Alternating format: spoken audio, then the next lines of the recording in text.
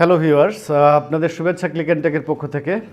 এর আগে আমি একটা টিউটোরিয়াল করেছি ক্লিক অ্যান্ড টেকে। ওখানে আপনারা যারা ভিডিওগ্রাফি বা ফটোগ্রাফি করতে চান তাদের কি যোগ্যতা লাগে বা কি করতে হবে এই সম্বন্ধে বলেছিলাম। আজকে আমি তাদের জন্য, যারা আজকে দেখছেন আগের টিউটোরিয়াল দেখা যাবে, যে দর্শক যারা আছেন আপনারা, তাদের জন্য আমি ছোট্ট একটি কোর্স আজকে আমি আপনাদের সাথে প্রেজেন্টেশন করব। তো আমার এই কোর্সটি ধারাবাহিকভাবে পোস্ট হতে থাকবে। আপনারা আশা রাখি ফলো করবেন, আপনাদের উপকার হবে।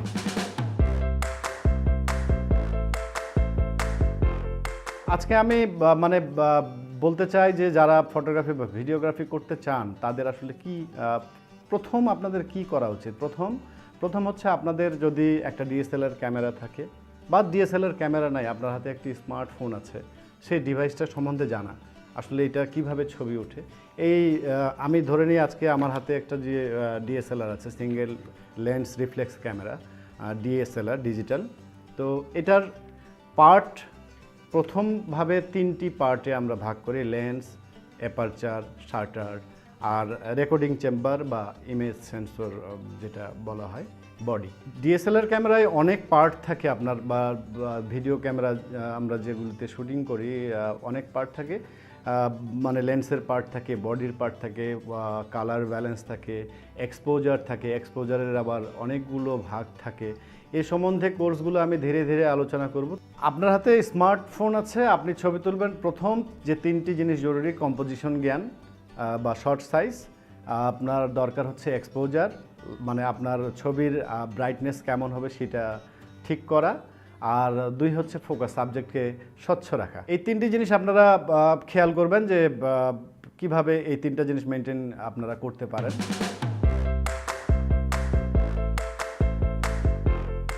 তো ভিউয়ার্স, এখন আমি কিছু শর্ট সাইজ দেখাবো, কম্পোজিশনের শর্ট সাইজ।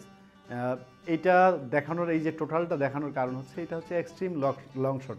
আমাকে যে শ্যুট করা হচ্ছে এটা এক্সট্রিম লং শট। কারণ হচ্ছে এটা একটা স্টুডিও, টোটালটা ভিউ দেখানো হচ্ছে। এখানে লাইট আছে, আমাকে এই ক্যামেরা দিয়ে শ্যুট করা হচ্ছে। ধরে নিলাম এখানে একজন মানুষ আছে, টোটাল এনভায়রনমেন্ট, লাইট, স্টুডিও সব কিছু। তো আমার সামনে কিছু অংশ ফাঁকা আছে, এটা ফোরগ্রাউন্ড বা ফুটগ্রাউন্ড বলা হয়। আমার উপরে হেডরুম আছে, আমি ক্যামেরায় বলতেছি। সো 2 পাশে মোটামুটি একটা অ্যাভারেজ ব্যালেন্স আছে। তো এই শটটাকে বলা হবে আপনার এক্সট্রিম লং শট।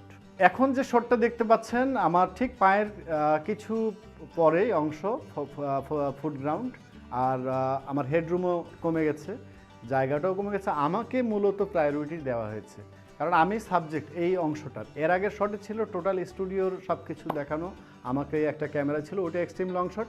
আর যখন আমরা লং শটে যাব, তখন আপনি শুধু আমাকে দেখবেন, সাবজেক্টকে দেখবেন। তো এইটা হচ্ছে লং শট।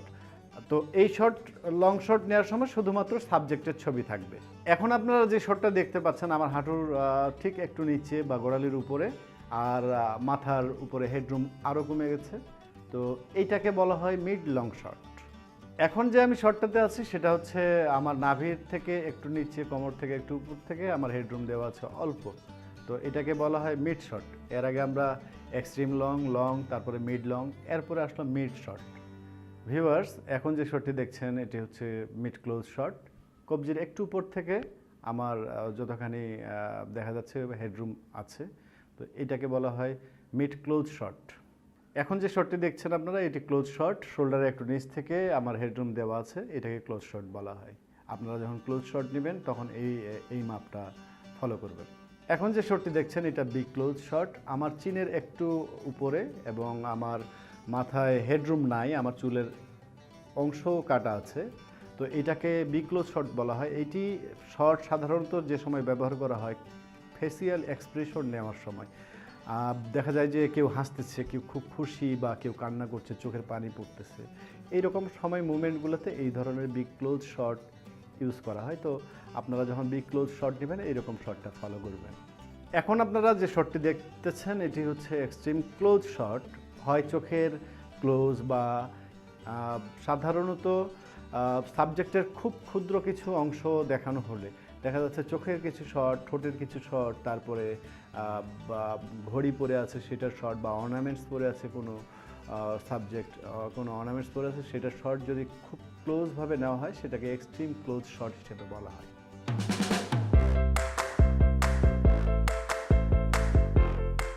একটা ছবি তোলার সময় আপনার আরও কয়েকটা জিনিস দরকার, যেমন হচ্ছে লুকরুম। আমি এখন তাকায় আছে ক্যামেরার দিকে, তো আমার দুই সাইডে সমান পরিমাণ জায়গা থাকতে হবে, রুম থাকতে হবে, সমান পরিমাণ জায়গা, যেহেতু আমি ক্যামেরায় কথা বলতেছি।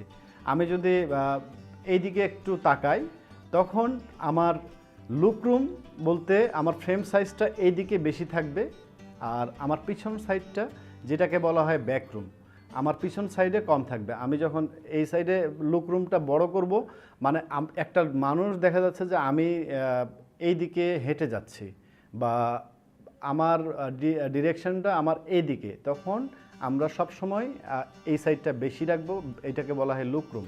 আর আমাদের পিছনটা হচ্ছে ব্যাকরুমটা অবশ্যই কম থাকবে, এটি কম্পোজিশনের একটি নিয়ম।